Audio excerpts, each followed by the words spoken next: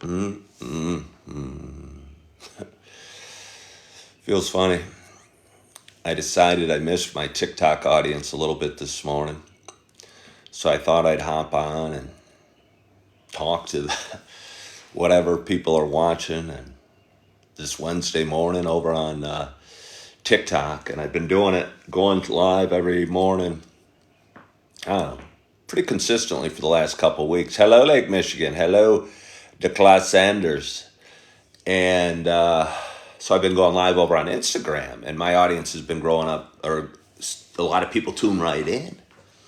Coming back over TikTok, I can sit here for a few seconds and nobody joins me, but I'm glad we're seeing some names join. Hello, Dude. Hello, Casey, Mandy, Robert, lovely Lisa, Beam in North Carolina, Mary TJ's, Mary spelled Pedro, Travis, Dietrich, Isaac, and anybody else that is joining. Are we having internet issues? Or are we having a good connection? Well, let's see if it works. Again, if we're having internet connections, that's going to stink. But I'll try and be optimistic that it's working just fine. But for a moment, it said my connection was sketchy. But anyway, good morning, good morning, good morning to you. My name is Ken Tracy, and this is Coffee with Ken. It is Wednesday morning. It is, what time is it? 5:43 a.m. It is April 10th. Happy Wednesday. Good morning, Smo. Good morning, Dan. And Ike, thank you so much for liking the live. I appreciate that. Hello, sweetie. And again, hello, anybody I missed. This is a show I've been doing a while. It's a show I'm playing around with, but a show, hello, Two Girl Mama.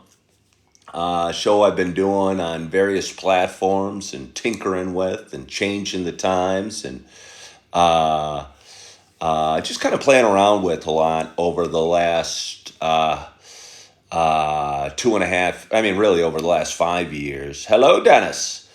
And I don't know, I figure if I test the recipe, add a little more sugar, add a little more spice, someday, somehow, I'm going to create the perfect morning talk show.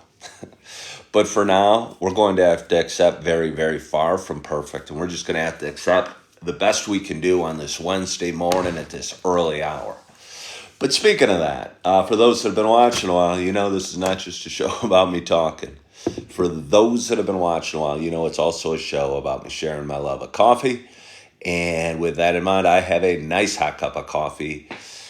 And I still don't remember the name.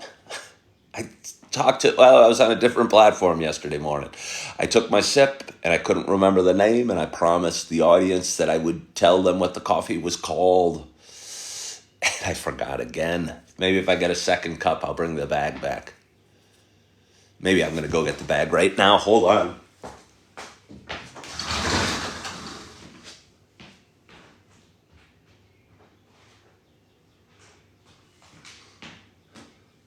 Don't go anywhere. Don't go anywhere. That's a time to take a bathroom break. It's a time that hopefully my massive advertisement team throws in a commercial while I'm away getting the coffee. It's the Dunkin' Caramel Me Crazy. However, in all my haste to go get the bag, I forgot what's most important, and that's taking that first sip. So with that in mind, I got a nice hot cup of coffee, and I am so excited to have my first sip at this early hour on this Wednesday morning. And my hope is wherever you are, whatever you're doing, you got a hot cup of coffee in front of you as well. Cheers to us. Oh. RJ asked for a big sip. While I do appreciate RJ in so many ways, you know, a big sip of coffee, especially your first sip, is dangerous. Good morning, Mary Beth. Good morning, Laura. And Rick says he's out of coffee. I mean, that would be like out of air, or out of water or something. You really got to get that resolved quickly. So you don't know. I would go out to some 24-hour store, Rick, and buy yourself some coffee. Turn off my show and go get yourself some coffee. You deserve it. You're worth it. Good morning, Laura. Kevin Harbauer says alcohol is better. Lollipop Fire says Sprite, which would be a strange early morning drink. Good morning, Mary Beth. Have you tried coffee? No, I haven't, Bubbly. Feeling less illness today. I am. And go blue. Yeah, yesterday I woke up with just a hint of congestion and a little soreness in my ear and a little soreness in my throat. A little nervous about it because I knew I had a long day that was going to end at my daughter's track meet last night. And I felt so good to get home, but I feel a lot better today. Slept through the night, which is rare for me. I usually wake up and I look at my clock or my phone or whatever, and it's usually 2 or 3 in the morning, and I work my way back to sleep. But this morning, I woke up at 5:26, and I said, "Self, it's 5:26. You can lay and try and get back to sleep, or you can get the coffee started." So I opted for option B, got the coffee started, took my dog Holly out to do her stuff.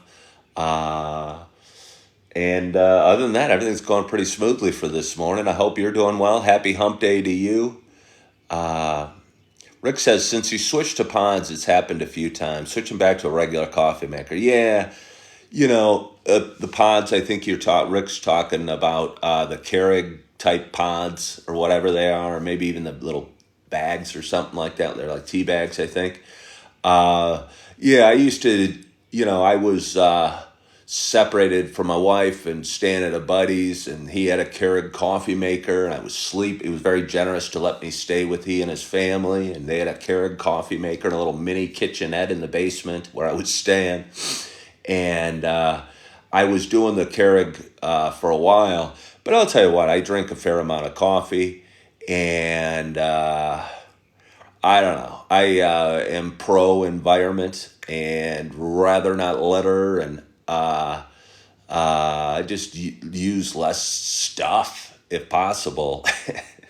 When you drink as much coffee as I do, and it's not really your home, and you're leaving the Keurig little mini cups out, you go through a ridiculous amount of those things. And after a week, I had like 50 of them lined up staring at me. And I go, let's sneak them into the garbage.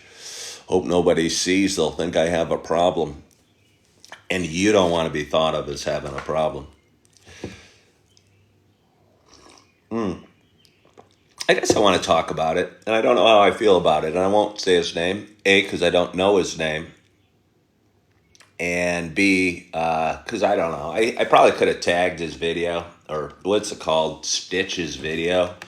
There was a guy, and I think it was on TikTok, I saw yesterday. For some reason, I was at the gym and I wasn't inspired to go out and work out. And I probably slowly putting on my shoes, going, my arms are kind of sore. I worked out hard yesterday. I don't know if I really want to work out hard today. So I slowly put on my sock, slowly checking out what was going on social media. And some guy hopped on, and he was walking up a hill, and he said he's no longer sober. And he was talking, it was a long video. He was talking for like 4 minutes. And apparently he had a fairly good audience, on this platform. He had like 90,000 followers. And apparently he had done a lot of sobriety videos. And I mean, that's fine. I do my fair share, but I'm rarely trying to do it about sobriety. I'm a guy, I stopped drinking about 2.5 years ago. I don't consider my platform to have a niche. I'll talk about coffee or sobriety or mental health or track meets or weather or dogs or whatever I want. But anyway, apparently he niched his platform and made it a one about sobriety. And apparently did a ton of videos and built up a nice audience and was getting paid by TikTok and whatever. And yesterday, I'd never seen him before, but I see this video of this guy walking uphill, and he's confessing to the audience that he's no longer sober and that he was just doing those videos. And he was saying, this is him saying, he goes, I'm just a young kid I'm a kid that still likes to have fun. I don't have a disease. I can control it. I've been drinking now and again, but I can do it in moderation. I like to have fun. Life's meant to be lived. And I thought it was interesting, his confession, if you will, to the audience, and his feeling like he was disappointing his followers. And I commented on it, hey, none of our business. You do whatever works for you. I wish him the best, to be honest with you. But what I did find interesting is that he admitted doing the videos just to get viewers. And I felt disappointed in him. I didn't even know who the guy was. I was thinking, if I subscribed to this channel and he told me he was doing a certain type of videos just to get viewers, what I feel about the guy is he's inauthentic. It's his decision whether he drinks alcohol or not. But I was more bothered by his admission of total fakeness and inauthenticity. I know the guy you're talking about. I think they're fake, says Greg. Yeah. Well, he clearly is. I was curious, and I flipped to a different video of his just because I wanted to see what he's all about, and I clicked on it, and the only one it said social media is fake, and I didn't go on, but, he did one video about how social media is fake, and then he did another video about how he was just doing sobriety videos, and, it just seemed kind of weird. More young kids today are doing the sober style. But for me, one drink is one too many. Yeah, sweetie pie, I just, if I drink again, I'm not ever going to, if I drink again, I drink again, but I wouldn't be doing these sobriety videos. It's just something I feel good about. I'm proud of it, to be honest with you. Yeah, I don't know. And he's young. I was drinking when he was probably in his upper 20s. But my guess is my guess, and I hate to speculate because it's his life and he does what he wants, but I speculate he's going to be back to massive excess within 3 months. And I hope that's not the case. I hope he drinks moderately and responsibly. If you can drink responsibly, I don't know. I know I couldn't didn't want to. If I was going to drink, I was going to party. I wasn't doing it just to have one beer. I thought I was partying. So anyway, I was surprised by the video and by his admission of his, the driving force in his sobriety, at least from what he said, was to sell viewers. And that just seemed kind of weird to me. So I don't know. But anyway, let's have a little more coffee. It's nice to be back on TikTok today. Again, I've been on a different social media platform the last several days. I have an audience of 40 people watching. I think TikTok's a little mad at me, and they've stopped showing my videos to my usual viewers, or I don't know, or maybe my content suddenly sucks. I don't know. I don't know. And here I am talking right after this, talking about how many likes I got. How insecure am I? Patricia says, scroll up my last comment. You won't be disappointed. Do people become different when they drink? Well, obviously they become different when they drink. I think that's why most of them drink. They do it to relax. I know I did it to relax. But I also did it to party and lose control and go crazy and dance on a table and cheer loud for sporting teams and play darts better and play pool better and to be smoother with the ladies because it kind of, as they say, takes the edge off. But then you keep taking the edge off and you forget you ever had an edge. And a lot of people, including me at various times, become obnoxious jerks. Good morning, Ryan from Charlotte, North Carolina. Um, so, yeah, I decided to hop on back here on TikTok today. For some reason, I woke up this morning, and although the audience is growing really nicely on Instagram, I miss some of the names and faces that hop on here and have known me for a long, long time. And I appreciate you guys still hopping on. A lot my viewership's dropped dramatically on this platform. I don't know if it's what I'm talking about or again my content suddenly stinks. But the average video I used to have here would get, I don't know, maybe 50 likes. Over the last month, I get like 2 likes on each video. So if you feel sorry for me and when the show's over, please go back and like my last 2 months of videos because they only have 2 each. If you like them, I'll get a 50% bump in my my audience, and that will make me feel real good. How are you doing, Ryan, down in Charlotte? I got a lot of people from the Carolinas, North Carolina, and I talk about it. I mean, I live in Illinois. I live in Naperville, just outside of Chicago. And hey, Emery, thanks for hopping on. Just outside of Chicago, and there's talk about moving a lot, and there's always thoughts. And I bet you, no matter where you live, the grass is always greener, and you're always wondering what is on the other side and what it's like there. And it's nice to dream or fantasize or think about other places and other areas. And I was talking. I'm 55 years old. A bunch of my buddies. I just had a buddy move to Tulsa, Oklahoma.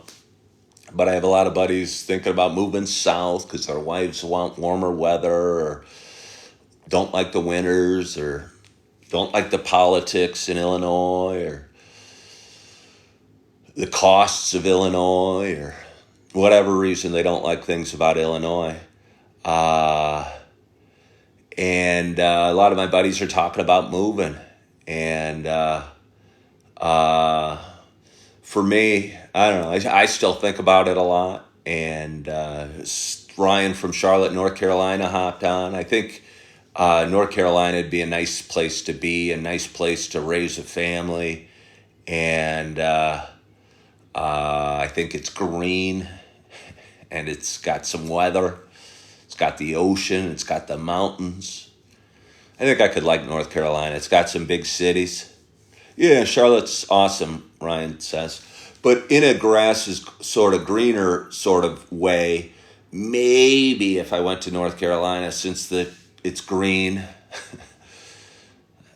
And I put a lot of stock into the greenness of where I live. I live in farm country. I mean, I don't have a farm in my yard, but you go 50 miles west or south, you're in farmland. And it's some of the best soil in the world and ton of corn and what have you.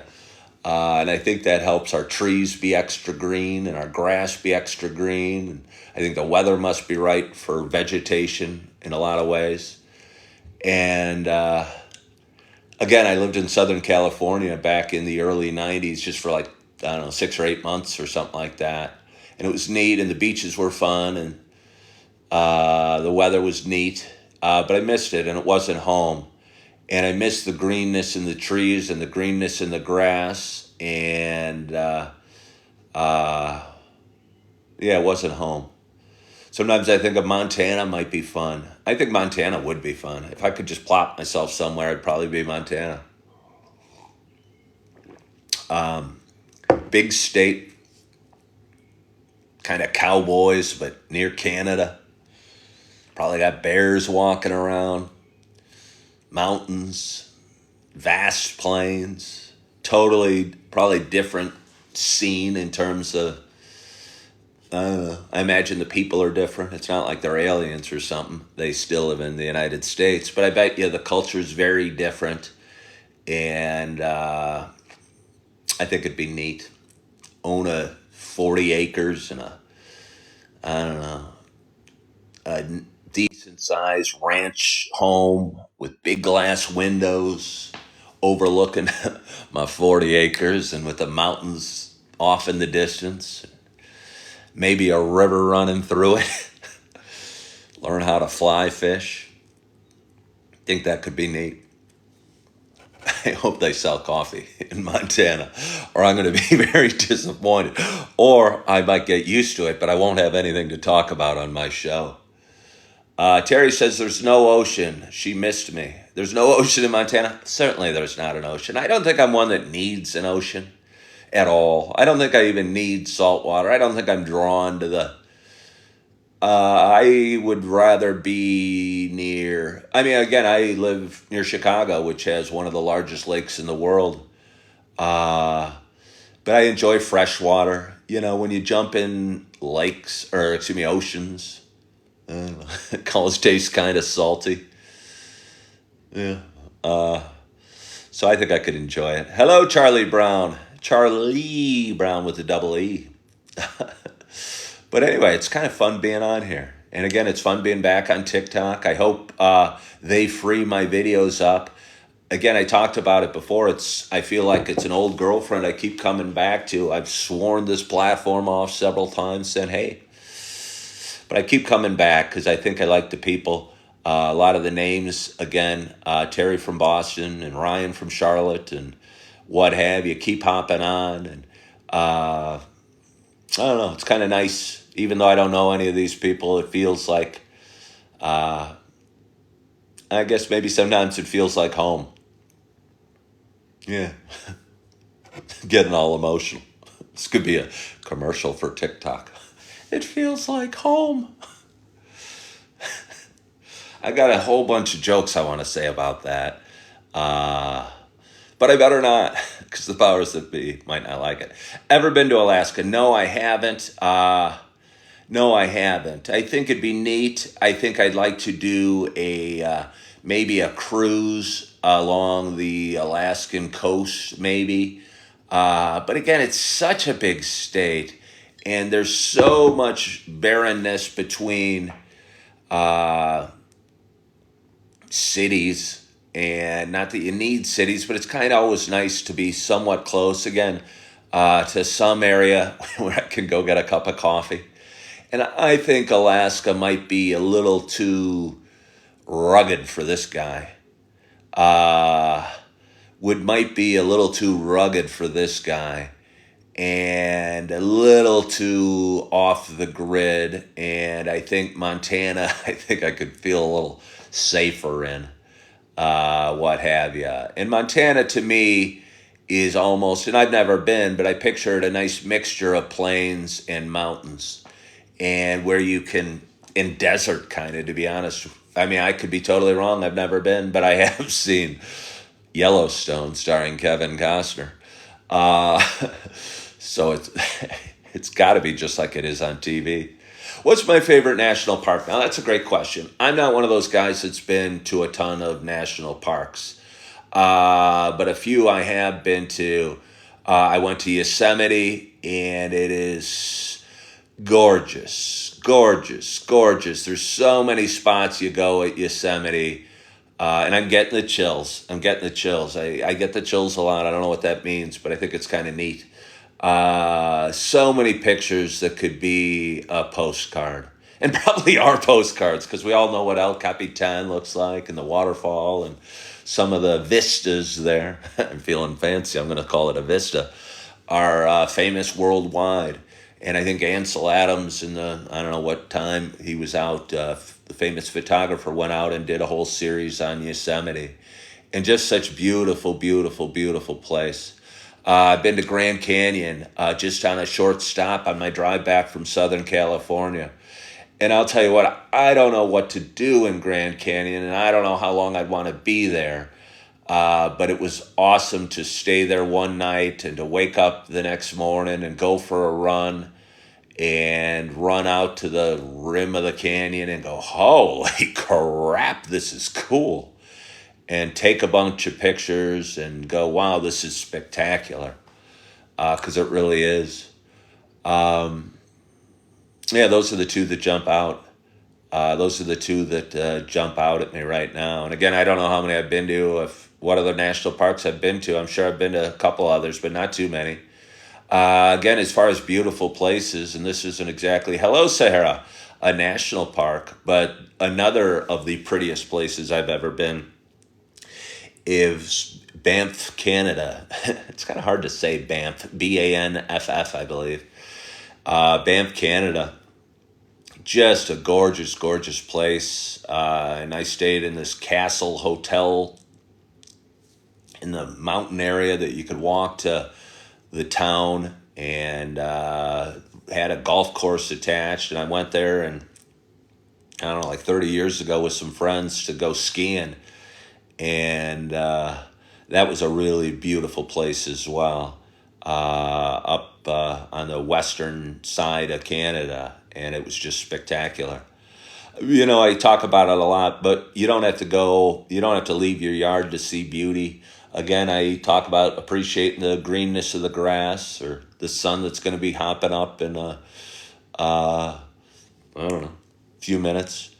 And I know it's a little more subtle beauty, but also, I don't want to, as beautiful as the Grand Canyon is, I don't want to live on the rim of the Grand Canyon. Be scared. I don't know if they got earthquakes there, but if they got earthquakes, there could be a mud or a rock slide and what have you.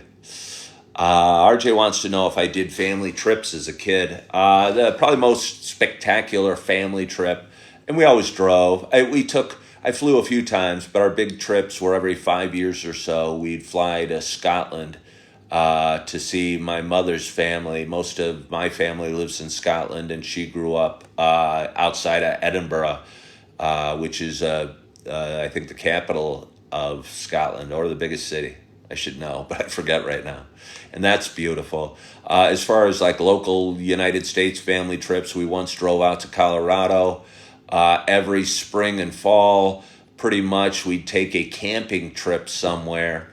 And that's in the day. And I used to love fishing, and I'd help pick. And I remember looking through the camp guide and seeing, flush toilets at the campground. Showers, fishing within walking distance, or, and choose the campsite by my anticipation of the fishing or the swimming or the quality of the showers and the toilets. And, it was a time, again, I did, they'd have 100 campsites on one side within an area, and there'd be circles or black dots meant it was at the campground, and the circle meant within 1 mile or within driving distance or walking distance or what have you.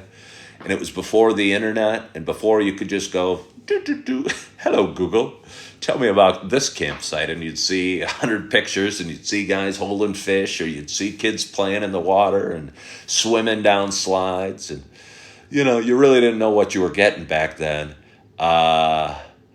You really didn't know what you were getting back then, because the information just was harder to come by. And, yeah. But anyway, a lot of fond memories from that. And, a lot of fond memories from that. Anne Marie says, I think it's incredible that your mom didn't have an accent. I'm sure she did when she came over. I think she sailed over here. Not sailed. She didn't sail. There was not a sail on her boat. But she took a boat over here in 1962, had my brother Scott at the end of 1963, my brother Steve at the end of 1964, me at the end of 1968, and my little sister Carolyn at the end of 1972. And met my dad in Germany, where they were both exchange students. And my dad, I think, was studying Russian, and he thought about being a doctor. And forget what my mom studied in undergrad, but she went to the University of Edinburgh, which is, I don't know, a lot of famous British people have gone there. I think maybe the Prince-to-be, maybe Prince William, and maybe Princess Kate went there. Maybe not. They might have gone to St. Andrews. I don't remember, but either way. RJ says she was on the Titanic. No, she wasn't on the Titanic. But if she was, I wonder what if she would have sailed. Again, I use the word sailed. It doesn't seem wrong. You said sail, right? I don't know. Do you set sail if you're not on a sailboat, if you're on a cruise ship? I'm not sure. I think you do. Did the Titanic set sail? Certainly it wasn't using sails, but I don't know. You sail the seven seas. You don't have to have, I mean, you probably, the original intent was you should have a sail if you said you were going sailing. But I think now sailing has just become a word we use for taking a boat. I mean, if you were driving a motorboat, you probably wouldn't say you're sailing. Or if you're pulling water skiers, you're probably not sailing. I don't know. Maybe I'll do some research and talk about it tomorrow. But anyway, it's about 6:15 and it is Monday morning. Or no, it's not. It's 6:15 and it's Wednesday morning. Oh, I want to talk about the track meet last night. Had a great time. I have two older girls that are going to be, one just turned 15 and one's about to turn 18. And they both had a track meet. They run for Oswego East High School, and they had a meet, and it was senior night, and the seniors got paraded down the track, and it was a really neat event. And Erin's mom and I and her sister walked her down the track as they said nice things, and I soaked up the adulation that she was getting and absorbed it into some of my skin, and that felt pretty good. But it was really neat. Took some pictures, had some fun. They each ran 3 events. Erin just about ran a personal record again, but she was frustrated. She ran an awesome race in the mile, but didn't quite crack this time she was hoping to. But what was really neat is they finished, track meets finished with the mile relay, and which each person runs a lap around the outdoor track. And because it was senior night, the coaches arranged it so both my daughters could be running in the same event. And Erin ran the 3rd leg and handed the baton to my younger one, Morgie, who ran the anchor leg. And they both did great. And I think it was a neat bonding experience. And just neat to be able to cheer on my 2 girls as they compete in a sport that means a whole heck of a lot to me as a former track runner. And I hope, I'm going to be sad to see Erin graduate high school and leave track. I've made a lot of friends. I know the coaches well.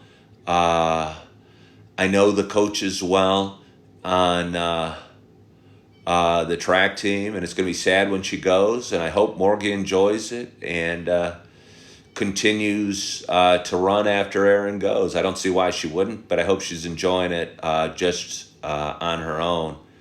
And yeah, it was neat to watch and cheer. It's good to be home. Rode my scooter. It was pretty cold at the meet. Didn't have a hat. I'm a bald man. Not having a hat when it's kind of chilly out for a long time, when you have a little bit of a cold, isn't a smart move. But anyway, had a great time, and looking forward to the next meet. So anyway, it's Wednesday morning. One more sip of coffee. I so appreciate you guys for joining today and sharing a cup of coffee and sharing a half hour with me on this morning. And I hope you're excited about your day. I'm excited about mine. I'm hoping my little baby sleep for another 45 minutes and give me some more peace and quiet and some more coffee time and relaxation time. I hope you're feeling good. I hope your week's going well. And you had a great night's sleep. And I, again, hope you're feeling good. I hope you're loving yourself. I hope you are forgiving yourself. And as always, I hope to talk to you soon. Bye-bye.